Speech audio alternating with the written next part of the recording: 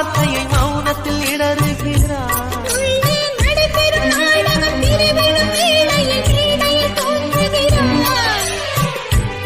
தனி காயமாடப்பட தோணுதே.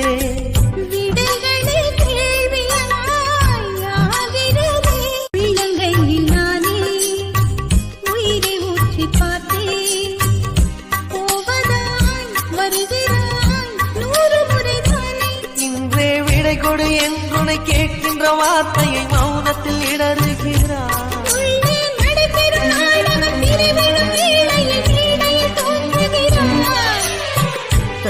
தனி காயமாடப்பட